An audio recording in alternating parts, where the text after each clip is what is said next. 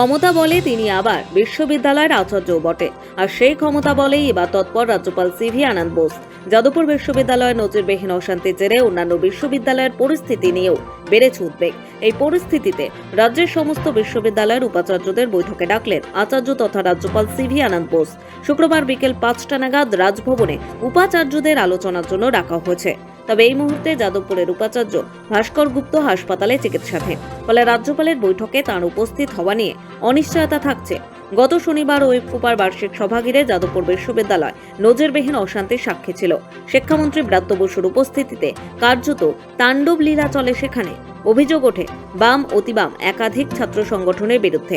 আক্রান্ত হতে হয় শিক্ষামন্ত্রী উপাচার্যকেও, আহত হন একাধিক পড়ুয়াও। সেই পরিস্থিতির পরিপ্রেক্ষিতে রাজ্যের রাজ্যপাল এবং বিশ্ববিদ্যালয়ের আচার্য বিষয়টি নিয়ে যাদবপুর বিশ্ববিদ্যালয়ের ভারপ্রাপ্ত উপাচার্যের কাছ থেকে রিপোর্ট চেয়েছিলেন আচার্য সিভি আনন্দ বোস।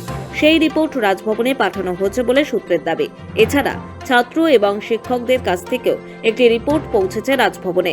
সেসব খতিয়ে দেখে আলোচনার জন্য রাজ্যপাল তথা বিশ্ববিদ্যালয়ের আচার্য শুক্রবার উপাচার্যদের জরুরি বৈঠক ডেকেছেন বলে জানা গিয়েছে। যাদবপুরের ঘটনার সমস্ত দিক খতিয়ে দেখার জন্য একটি তথ্য অনুসন্ধান কমিটি গঠন করা হচ্ছে বলেও খবর। এর আগেও একাধিক বিশ্ববিদ্যালয়ে গন্ডগোল মেটাতে উপাচার্যদের নিয়ে বৈঠকে বসেন রাজ্যপাল। কারণ পদমর্যাদা বলে রাজ্যের সমস্ত বিশ্ববিদ্যালয়ের আচার্য তিনি। এবারও কয়েকটি বিশ্ববিদ্যালয়ের স্থায়ী উপাচার্য নিয়োগে রাজ্য সরকারের সুপারিশে শিলমোহর দিয়েছিলেন সিভি আনন্দ বোস। তবে সম্প্রতি যাদবপুরের ঘটনায় উদ্বেগ প্রকাশ করে রাজ্যের কাছে রিপোর্ট তলব করেছিলেন তিনি। সেই রিপোর্টের পাশাপাশি পড়ুয়াদের তরফে একটি লিখিত বিবৃতি রাজভবনে পাঠানো হয়েছে বলে জানা গিয়েছে। সেসব নিয়ে শুক্রবার উপাচার্যদের বৈঠকে আলোচনার সম্ভাবনা।